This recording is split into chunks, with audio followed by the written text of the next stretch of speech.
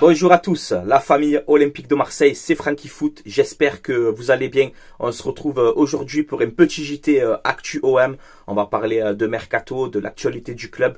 Il y a pas mal d'actualités encore aujourd'hui. Peut-être que je ferai encore une vidéo ce soir si vraiment il y a de l'actualité. Mais voilà, installez-vous tranquillement, supporters marseillais, supportrices marseillaises. N'hésitez pas à réagir en commentaire sur l'actualité qu'on va évoquer dans cette vidéo. Et n'hésitez pas aussi à vous abonner à la chaîne YouTube Franky Foot Débrief. On approche les 14 400, je crois, il me semble. Donc, merci beaucoup encore une fois de votre soutien, supporters marseillais, supportrices marseillaises. Allez, on enchaîne directement ce petit JT. Alors, aujourd'hui, à 18 h, une réunion avec la direction et quelques chefs de groupe de supporters. Voilà, un sujet qui fait débat notamment, l'interdiction de déplacement, voilà, pour les supporters, qui rend fou tout le monde. Je le dis chaque fois, moi, dans mes débriefs, dans mes avant-matchs, tout le temps, je le dis. Je ne comprends pas comment c'est possible qu'aujourd'hui, on interdise chaque fois les supporters de déplacement. Voilà, si en France, si dans notre championnat, si dans cette Ligue 1, on n'est pas capable de gérer deux groupes de supporters pour du football, c'est vraiment très grave. Voilà, donc c'est bien que ce sujet soit abordé, tu vois, et j'espère qu'on va trouver une solution, mais c'est bien. Voilà, ça prouve encore une fois qu'aujourd'hui, entre la direction, avec aussi les supporters, ben, ça se passe très bien. Et c'est une bonne chose. Voilà, j'espère en tout cas qu'on va trouver qu'ils vont trouver des solutions. Voilà, parce que c'est pas normal qu'aujourd'hui, surtout les supporters de l'OM, bon, c'est pas que à l'OM, hein, ça arrive à d'autres clubs aussi, mais surtout les supporters de l'OM, chaque fois on les interdit de déplacement, quoi. Faut arrêter un petit peu. Voilà. Ensuite, les gars, une excellente nouvelle. Je suis très content. Donc, Mehdi Benassia, directeur sportif de l'Olympique de Marseille, c'est fait. Voilà, ça y est, c'est fait. C'est officiel. Contrat jusqu'en 2027, pardon. Donc, je suis très content que ce soit officiel enfin, tu vois.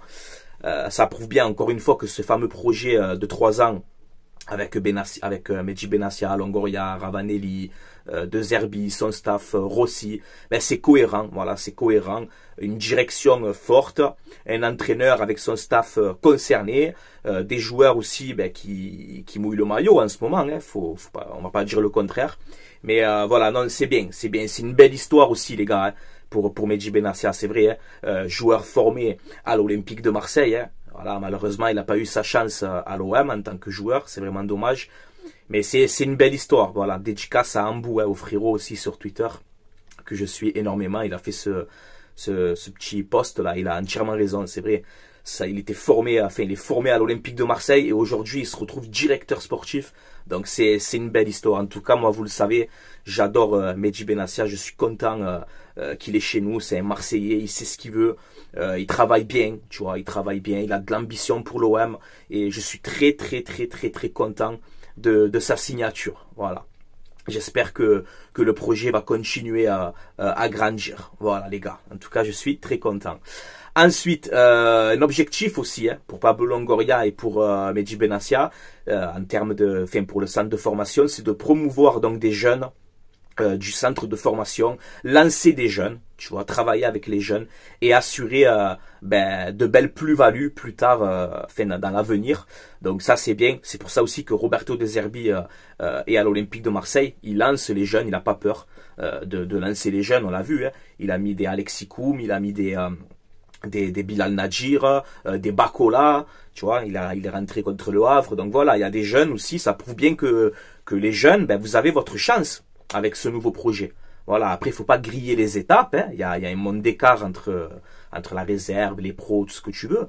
Mais ça prouve bien que l'OM aujourd'hui a vraiment pour ambition de travailler aussi avec les jeunes joueurs de son centre de formation. Et ça, c'est une excellente nouvelle. Voilà, j'espère que ça va marcher. Voilà, ça c'est important de toute façon. Hein.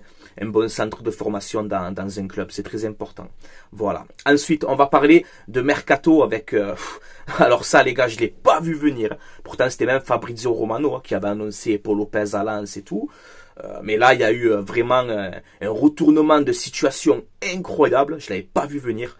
Donc, Paul Lopez à Lens, c'est non. Voilà. Giron veut conserver le joueur jusqu'au 29 janvier. Donc en fait, ils ont fait capoter tout le monde, Girone. Ils ont fait n'importe quoi. Alors j'ai entendu, j'ai vu un petit peu que Girone, c'était un problème par rapport à la Ligue des Champions pour l'inscription des gardiens, qui pouvaient pas remplacer Paul Lopez. Enfin, c'est une histoire un peu compliquée, je vais pas rentrer dans les détails.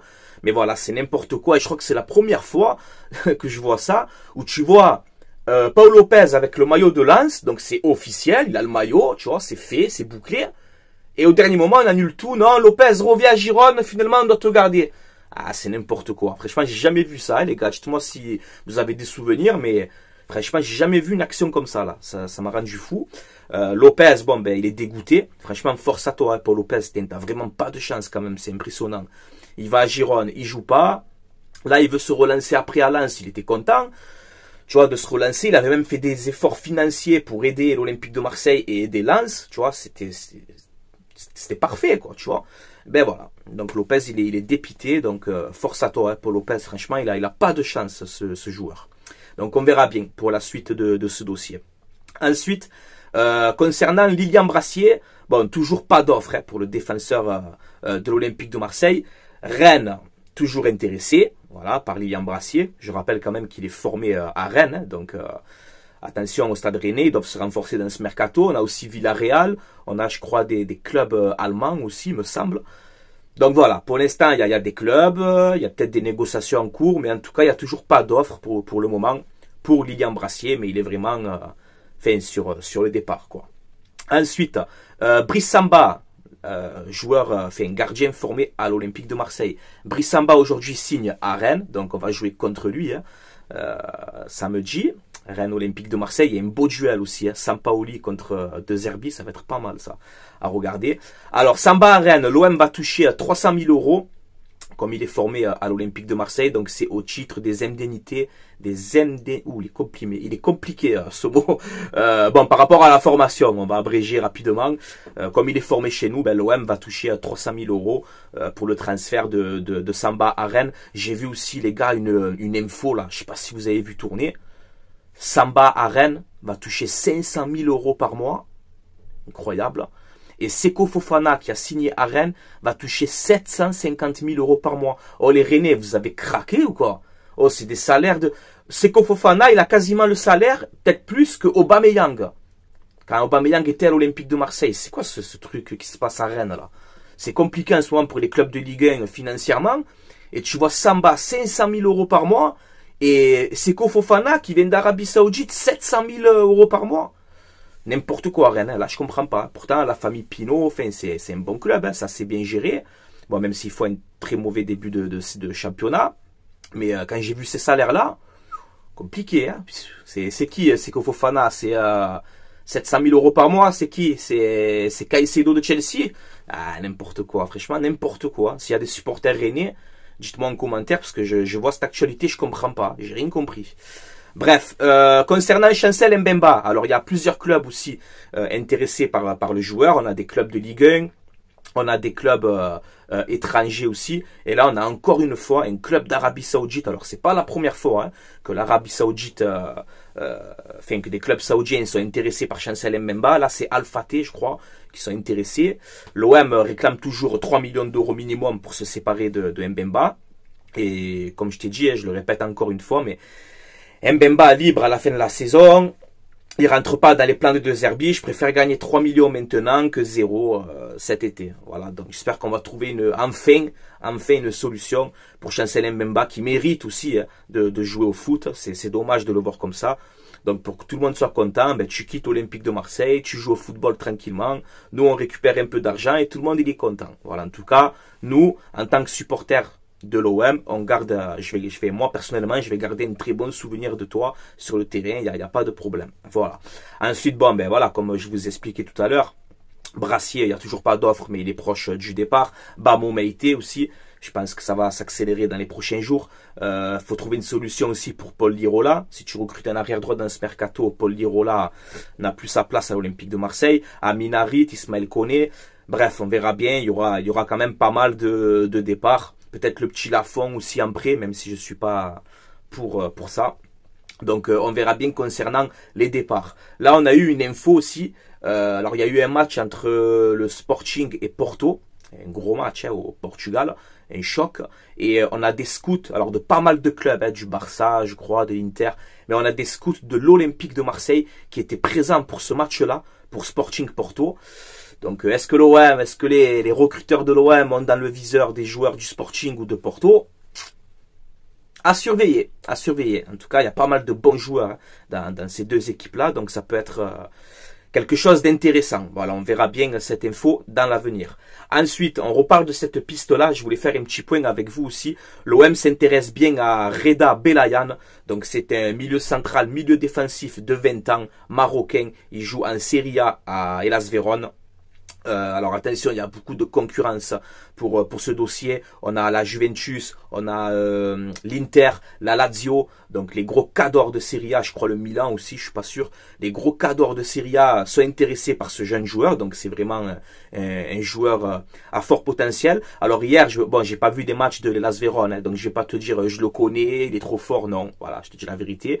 Mais j'ai regardé un petit peu son profil, j'ai regardé un peu des vidéos, voir un peu à quoi ça ressemble, son profil, etc. Et moi, les gars, il y a un truc qui m'a marqué un petit peu. Alors, c'est des grands... Enfin, je vais pas comparer ces deux joueurs-là, mais il me fait penser à Marco Verratti. Voilà. C'est un genre comme ça. Tu vois, Marco Verratti. Ses petits gabarits, technique, vif sur ses appuis, agile, bon dans les passes. Voilà, un peu le profil à la Verratti, tu vois. Et bon, j'espère qu'il fera une carrière comme ça, parce que bon...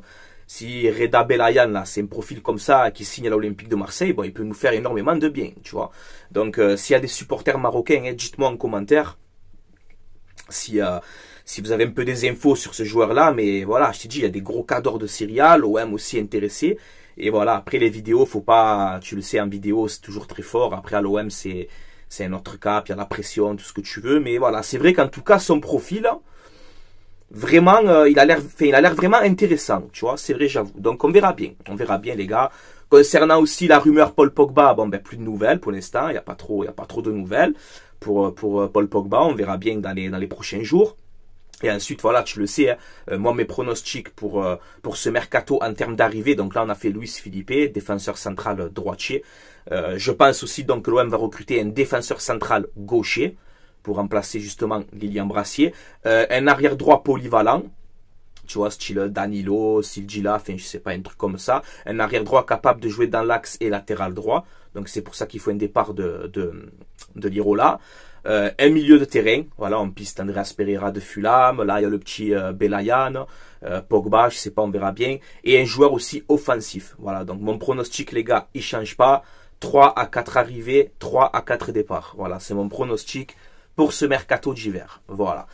Allez, on a fait un petit peu le tour. Comme d'habitude, n'hésitez pas à réagir en commentaire, à me donner votre avis comme d'habitude, qui est très important pour moi. Et on se donne rendez-vous peut-être ce soir pour un nouveau JTOM ou demain. Hein, demain, on est vendredi, on va se faire l'avant-match aussi, hein, Rennes Olympique de Marseille.